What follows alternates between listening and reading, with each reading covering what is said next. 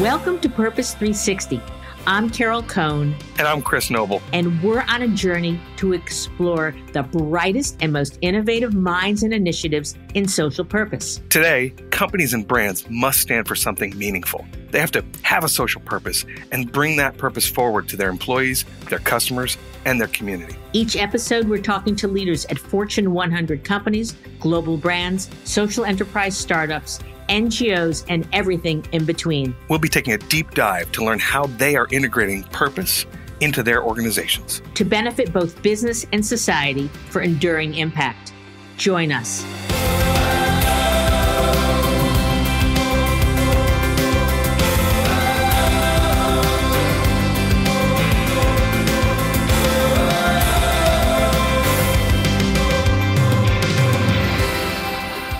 I got somebody I want y'all to meet. He's a real leader, and he's going to help us turn this thing around in the second half. Aflac. Aflac. Aflac, Aflac, Aflac, Aflac. Aflac! That's what I'm talking about! Aflac. Aflac. You feel me? Yeah! Bring it in! If you get sick or injured, we do everything we can to help you get back in the game. Welcome to Purpose 360. I'm Carol Cohn, and today we have a wonderful guest with us, Hernandez-Blades from Aflac.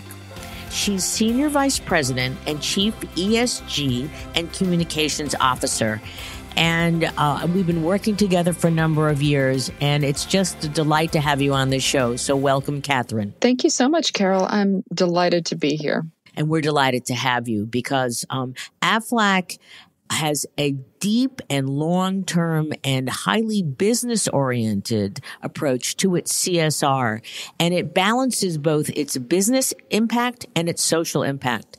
And that's why we're thrilled to have Catherine on the show today.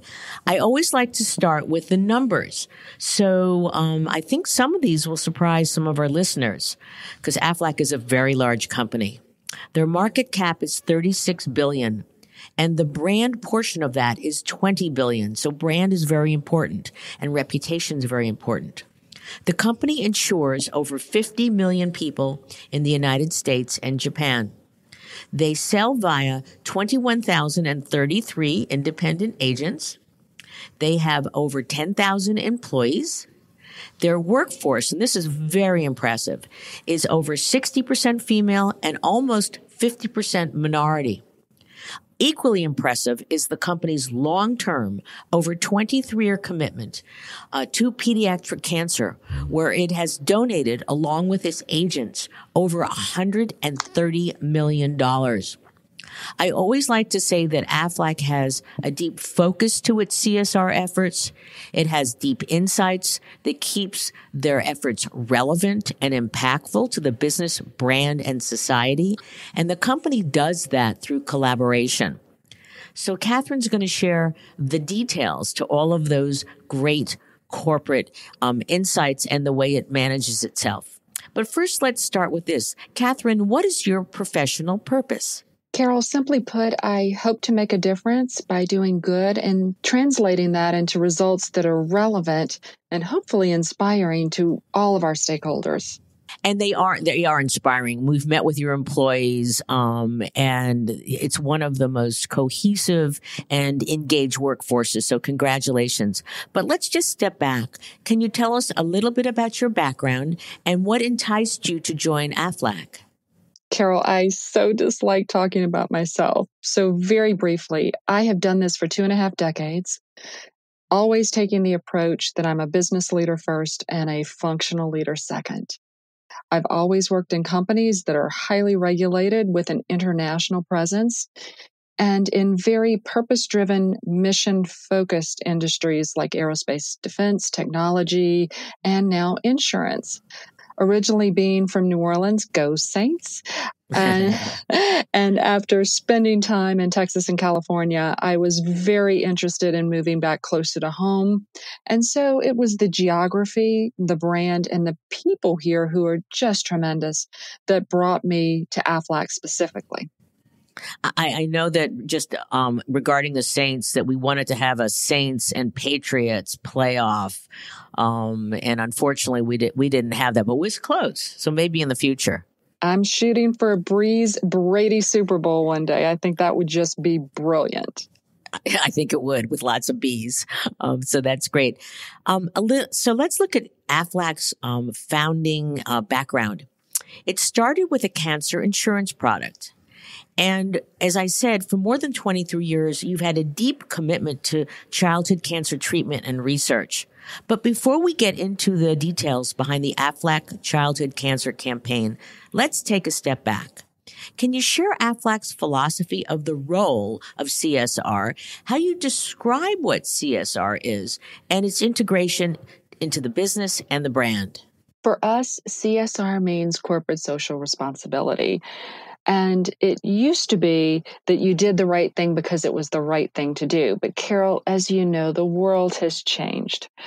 And what the data tells us is that it's not enough to just do good anymore. You have to talk about the good you're doing if you're going to recruit and retain the best talent.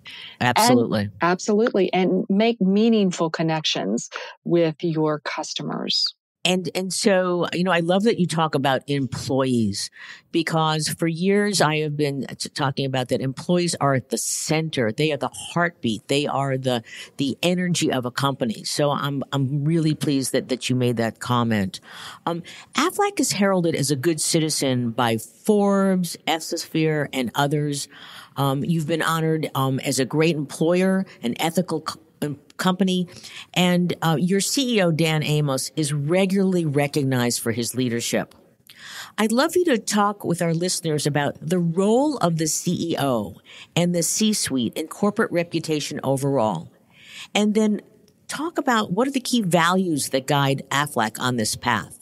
Well, it's fascinating because, as a matter of fact, our CEO is the current recipient of the Lifetime Achievement Award from Corporate Responsibility magazine. So it's definitely in our DNA. That's so significant. Yeah, congratulations. Well, thank you. Dan is a great leader and highly deserving of the honor. We have something called the Aflac Way, and it's a beautifully bound small little book that you get when you first join our company. And it tells you all about the behaviors that we value. And it's all around ethics and doing the right thing. And it's very, very meaningful to us. As far as the data goes, it just supports so much. And I'll give you an example. We use the Reputation Institute model to benchmark against other companies and to make decisions on where we engage in CSR efforts. And what that model does is identifies 7 dimensions of reputation with 23 attributes behind those 7 dimensions. It's weighted by industry, and in our industry, financial services and insurance, almost 50% of that model is based on citizenship, philanthropy, and workplace. So basically, those are all the attributes associated with corporate social responsibility. Reputation Institute also has 30 years of data that says for every 3 points you increase your pulse score, which is considered statistically significant, propensity to recommend goes up 6.5%, and propensity to buy goes up 5%. Now, we've been around twice as long as Reputation Institute, so we were able to look back on sales over that period of time and basically come up with a highly proprietary system that we call return on reputation. And it's also very good in helping us to decide where, when, and how to engage. It's really all about letting the data drive the strategy, Carol. And that's great, because I think that it is only in the past 3 to 5 years that the CSR field is turning to data to drive its decision-making and its focus. And I think one of the core things that Aflac does so well is that you stay focused on the core actions that are core to your brand. Your cancer was your first product. The community and the business. And so they're very well tied together. Let's just stop here for a second, because what are the 2 or 3 insights that you would share with your colleagues regarding not to be scared by data, but to embrace data?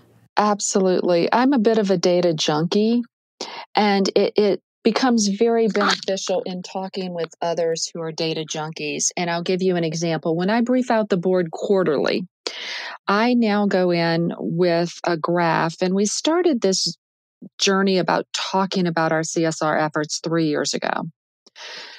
So I have our pulse score laid out by quarter, and then I overlay our employee engagement scores, our social media sentiment scores, our editorial media sentiment scores, our sales, allowing for the anomaly during open enrollment, which is, of course, where you would see a spike, and our stock price.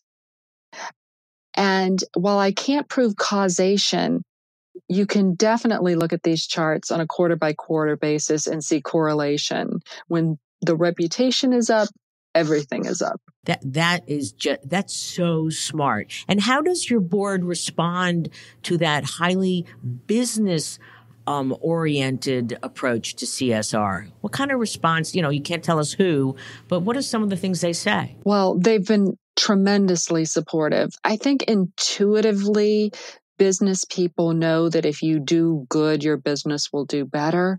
But to be able to prove it and quantify it through data is a very, very powerful thing. And it's resonated well with this particular group of business people. So in terms of when you meet with your colleagues, I assume that you're being proselytizing for understand the data, embrace the data, use the data. Well, in all business, I truly believe that what gets measured gets done.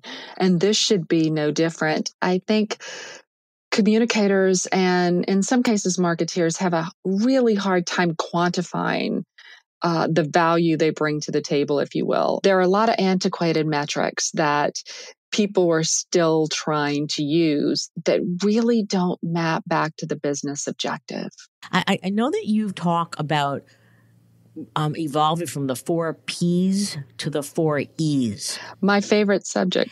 And I wonder if, so I'd love you to talk about that because I think we can use that and then we can segue into more of the depth of the CSR efforts. Absolutely, because what we've done is changed the 4 Ps to the 4 Es through CSR almost initially as the early adopter, if you will. But when we were all in Marketing 101, some of us longer ago than others who may be listening, it was all about the 4 Ps of marketing: price, positioning, product, and placement. With the onset of technology and the way, again, the world continues to evolve ever so quickly, if you're just worried about price, positioning, product, and placement, you're missing an opportunity to engage, because the 4 Es really are about environment, engagement, experience, and an exchange.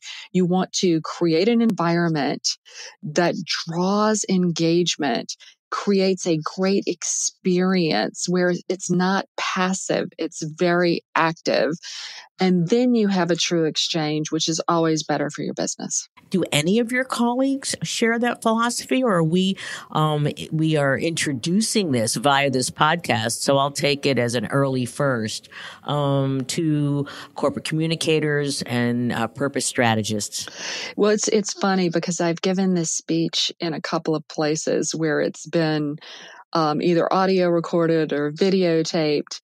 And as soon as I start talking about the 4 Es and what that can look like, there's a hush over the room or a big audible gasp, like there's an aha moment for people that this is really what it's about. Oh, that's great. And I know that we were on the stage at Bright at Columbia, and I think that's the first time I heard you talk about it. And I could see the light bulbs actually explode over people's heads going, "Oh my God, it's absolutely,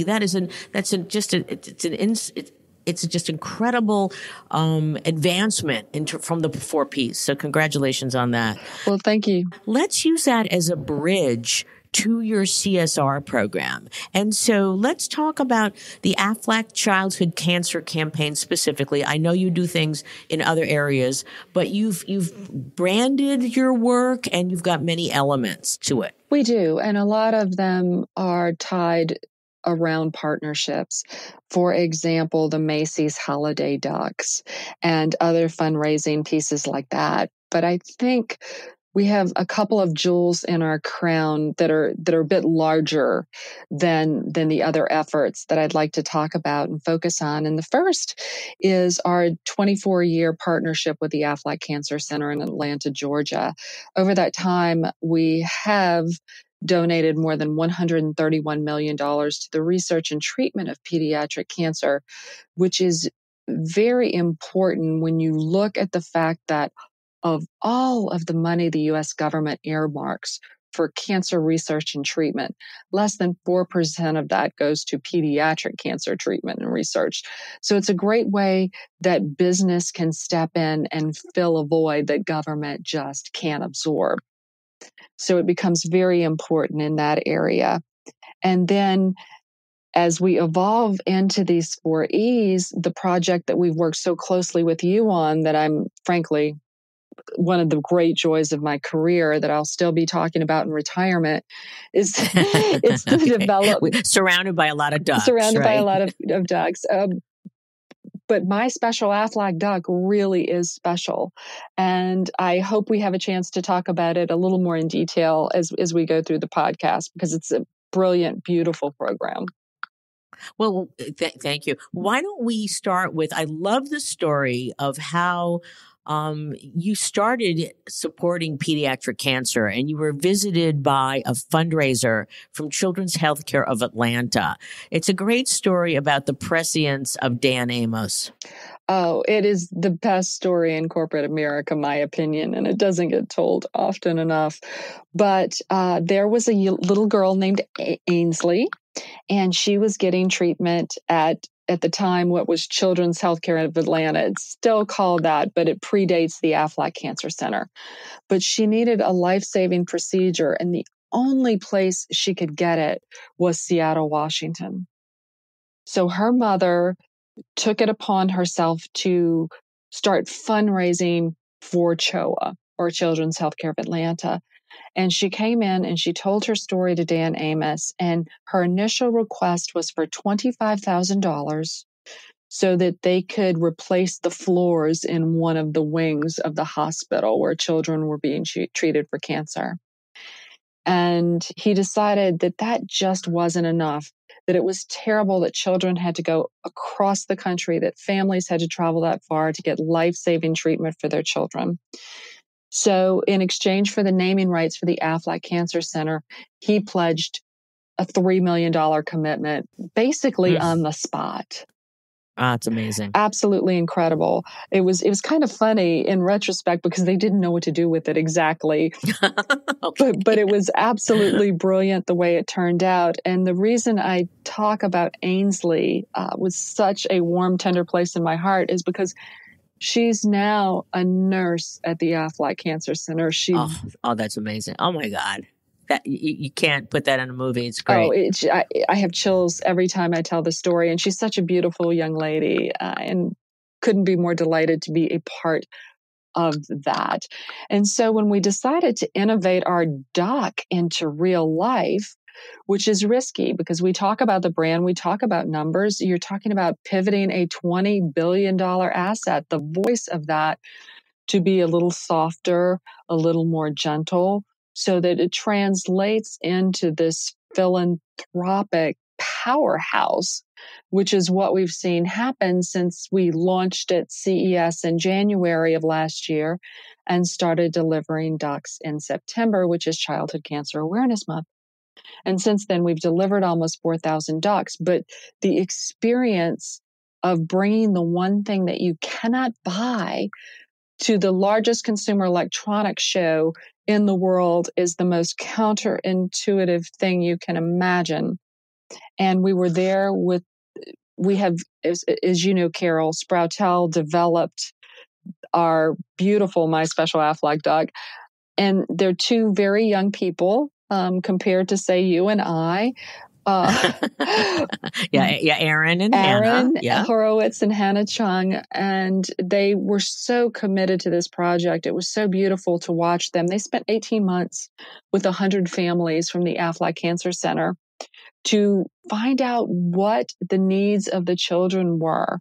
And that was our guiding principle. How can we help children?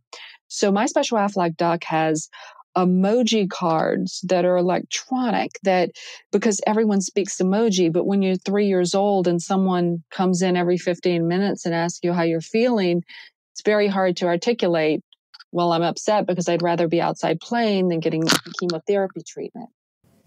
Right. So these emoji cards allow the protocol to be a little different from the caregiver. The caregiver will come in and say, how does your duck feel today? The child will pick the emoji, touch it to the duck's chest. The duck will act out if it's angry, if it's nauseous, if it's upset.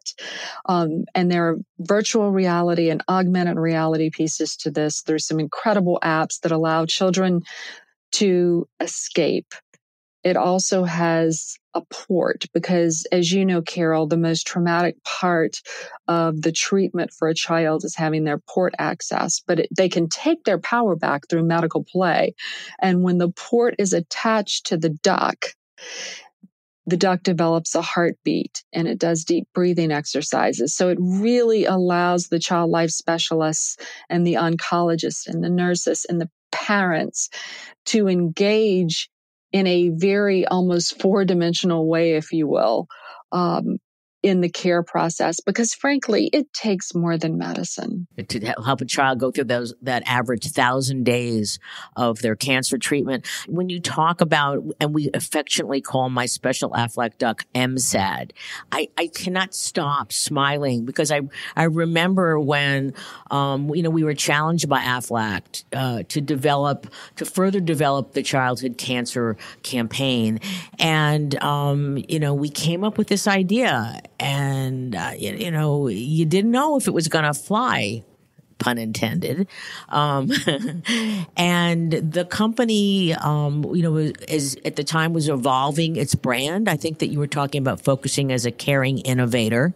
And so, in working with your amazing team, we asked what could take those brand attributes and bring them to life in a way that was respectful of your values, that could engage and embed your iconic mascot in a new way, having a social purpose. And we were excited, but we were also a little bit scared, because this was pushing the envelope. And I remember when we presented to Dan, and he was very quiet. And oh my God, as a firm, you're sitting there and you've got a kind of a lump in the pit of your stomach. He doesn't like it, you're thinking. And after, he's very considered. And then he got up and he walked around the room, and we're on the edge of our seats, but we're not trying to show any emotion. And he turns around and he says, "This is one of the best ideas I've ever heard." And from there, whoa, we couldn't cheer because, we had to be very respectful. But the company has just been extraordinary in terms of its commitment. And I just want to make sure our listeners know this, that Aflac not only had the patience and the funds to invest in the development and the trust in Sproutel, because Aaron Harwitz and Hannah Chung, as Catherine said, they're young. But they had created another product called Jerry the Bear that was for kids with juvenile diabetes.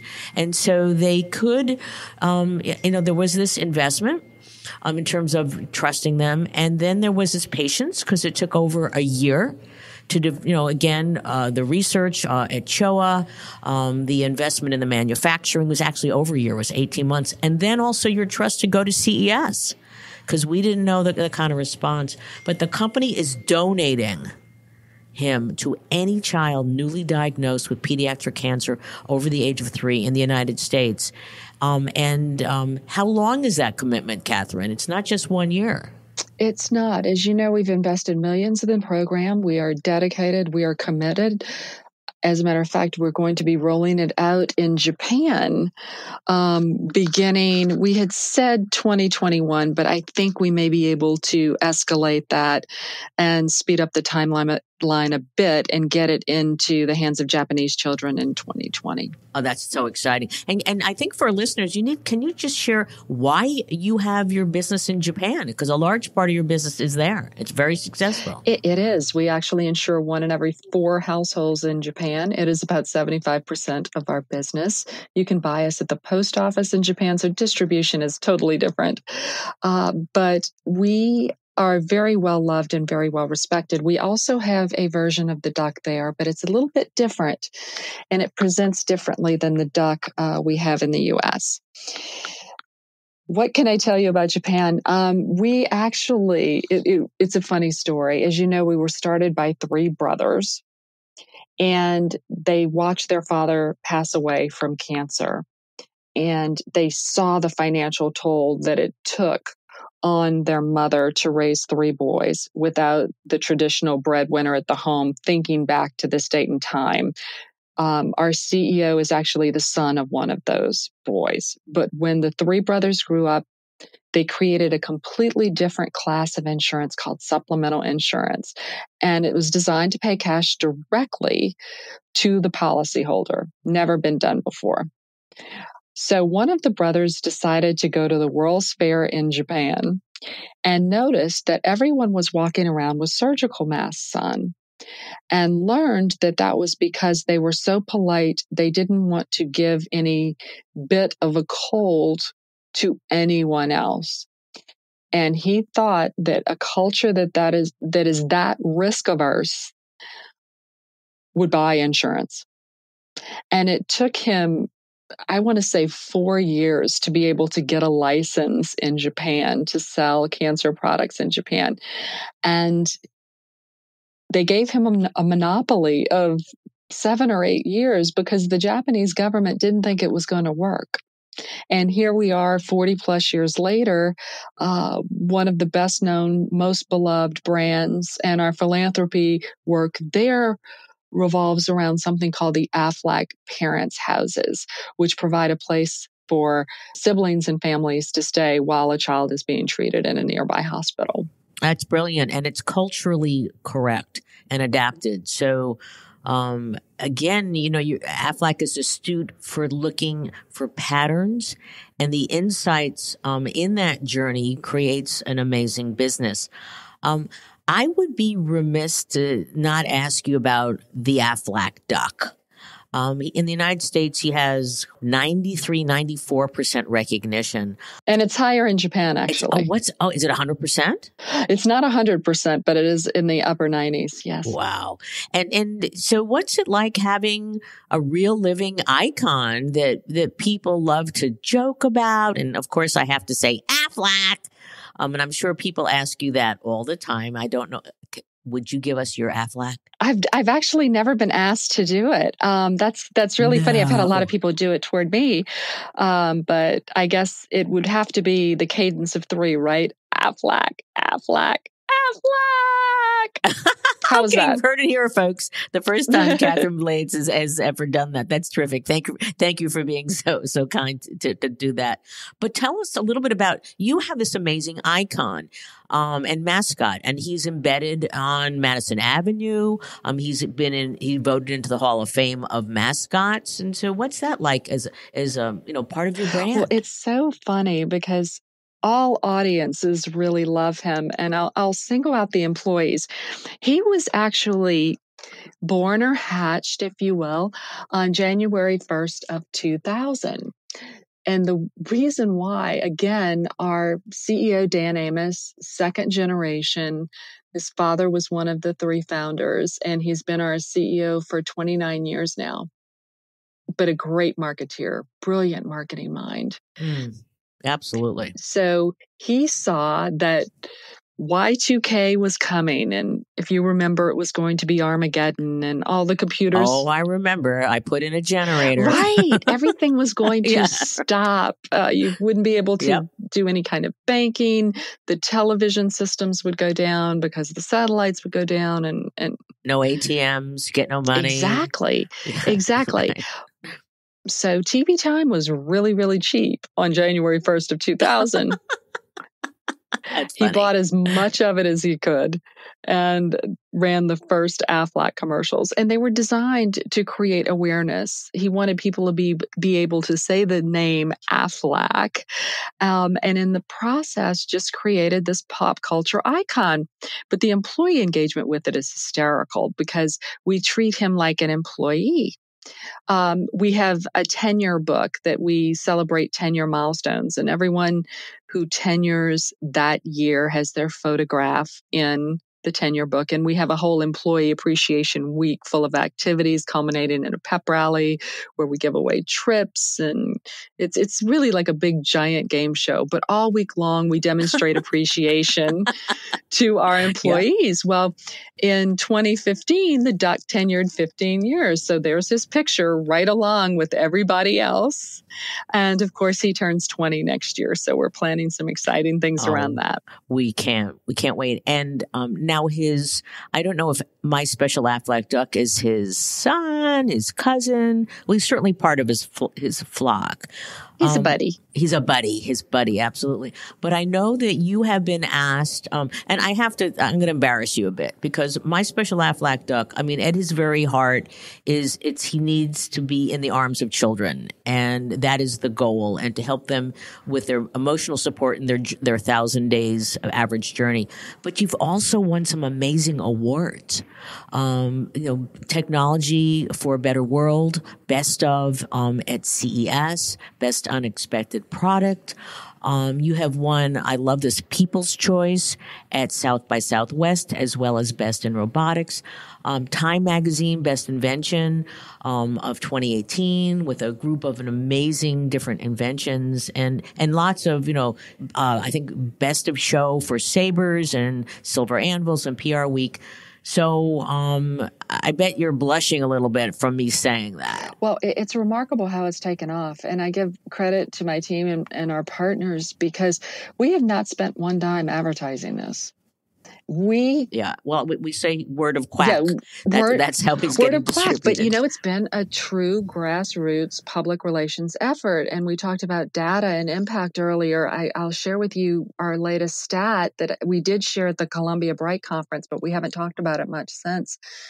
15% of people in the United States have heard of My Special Aflac Duck. That's crazy without advertising. Well, and only a year. Less than a year. And of those 15%, 100% of those 15% are more likely to buy an Aflac product because of My Special Aflac Duck. So doing good really matters in the market. And I'm glad that you said matters, because Keith Weed from Unilever, global CMO, he said it's time we can't market at people. We have to matter to them. And I think that M said from the moment, he was birthed and developed, and seeing him in the arms of children. You do these fabulous duck deliveries at children's hospitals around the country, and to see these kids, they're really sick. And then to see their eyes brighten up and their smiles, and then they just, they embrace these little ducks. It's just heart melting. So congratulations. I also heard through the grapevine that he's going to be speaking at the Health Lions at Cannes in June. He is. And if you go to their website, there's his profile photo, his headshot. Well, actually, it's his whole body shot because he's kind of tiny. But yes, we're very excited to really have him be there, because he's everything that Ken represents. He's great technology. He's great in terms of connection, in terms of marketing, in terms of PR, but more importantly, in terms of making a positive impact in the lives of children, which is his whole purpose. And I know that you did, well, one, we know that his title is Chief Comforting Officer. so kudos to you for coming up with that. But I also know you did some medical research with CHOA originally. Can you talk a little bit about that? Because you've gotten some initial good impact responses. Oh, we have. And we plan to do much more in terms of research. We're partnering with the Children's Oncology Group and Children's Miracle Network to get the duck into hospitals because there is a protocol that goes with him.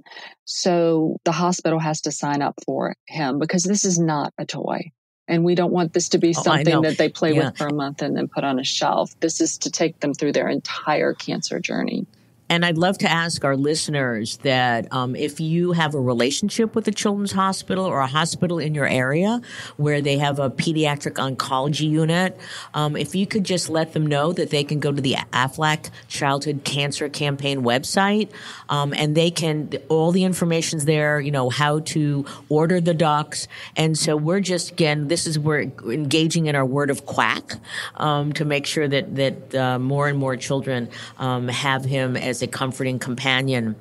I would be remiss without asking you about your philosophy on storytelling. You do an amazing job, not with pounding your chest, but you use many, many different avenues, many different storytellers.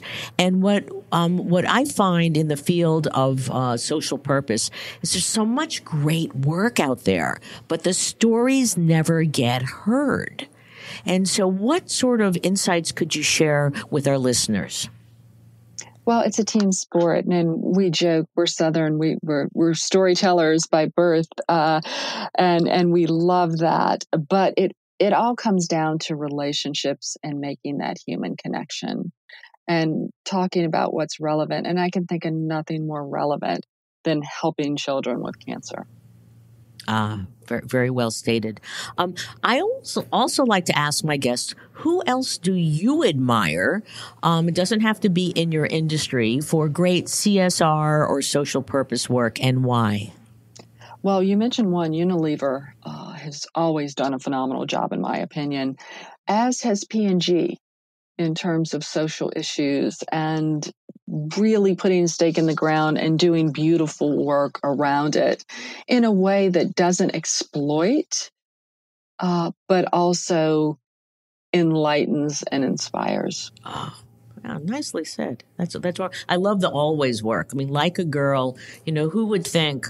I just presented last night to the PR museum and a lot of students, and showed of course I showed AMSAT, but I showed Like a Girl Always and Starbucks, and Like a Girl is so insightful. As is your finding that emotional support for children with cancer along their journey that children need more than medicine is insightful. So there's so many opportunities today for companies to understand their brand values, their company values, what are the needs of their core stakeholders, and then finding that core insight. As in Dove, only 4% of women worldwide feel beautiful, and they created the campaign for Real Beauty. So again, insights, and that's one of, again, the core tenets of Aflac, whether it's insights about the brand, insights about children, that you're just brilliant at. As we close, and I'm so sad we have to close, but I always like to ask, what are your top 3 insights for peers on their journey to identify or activate their social purpose or their CSR in their organizations? Oh, great question. First and foremost, be authentic.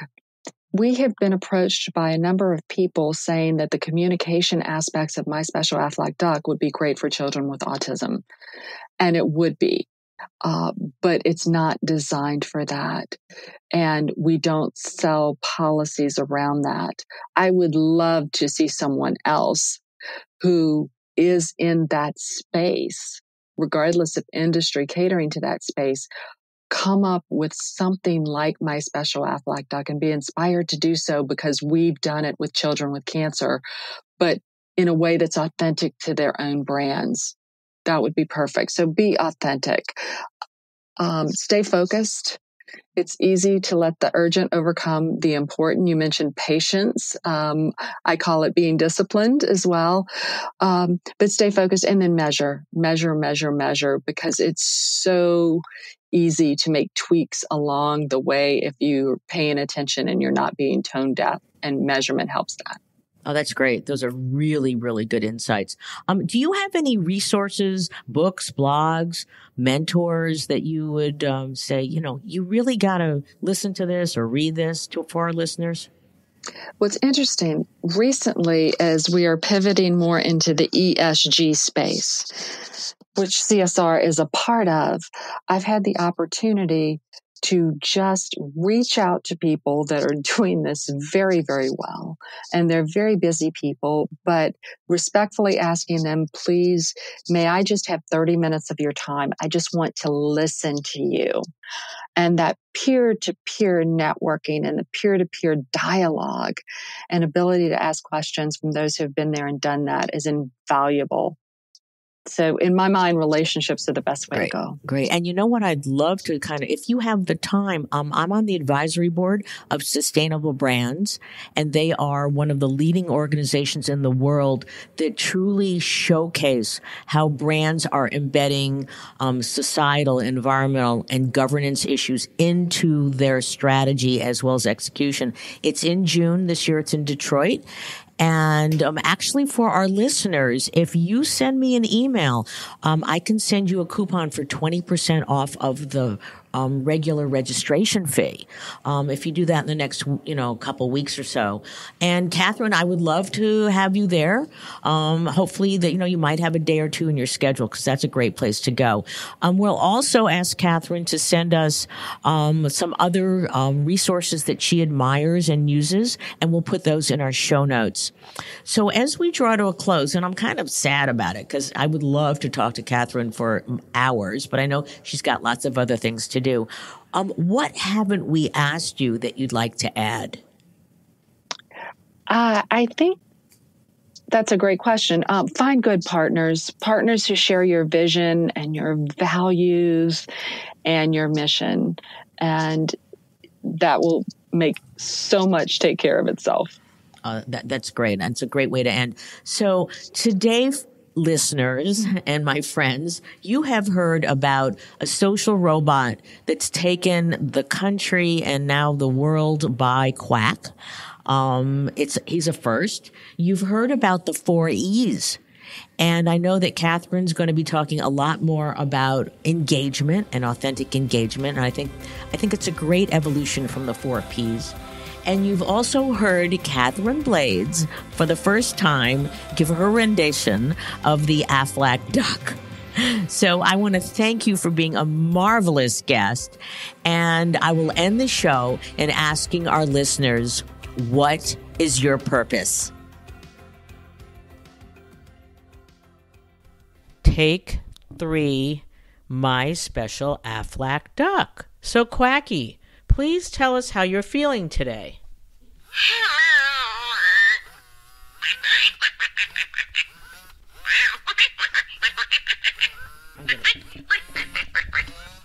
Talk to me. Some more.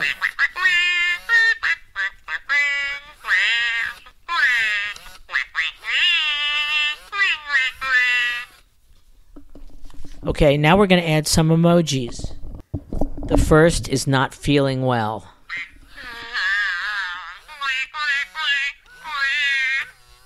The next is going to be calm.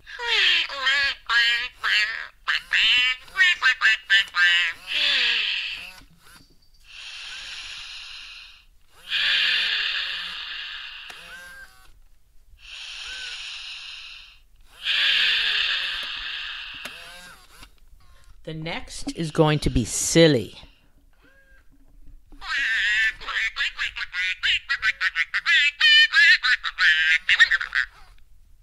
Very silly.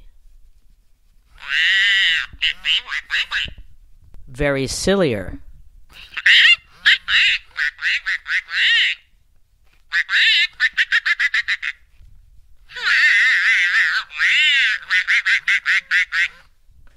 And now let's try the rocket ship.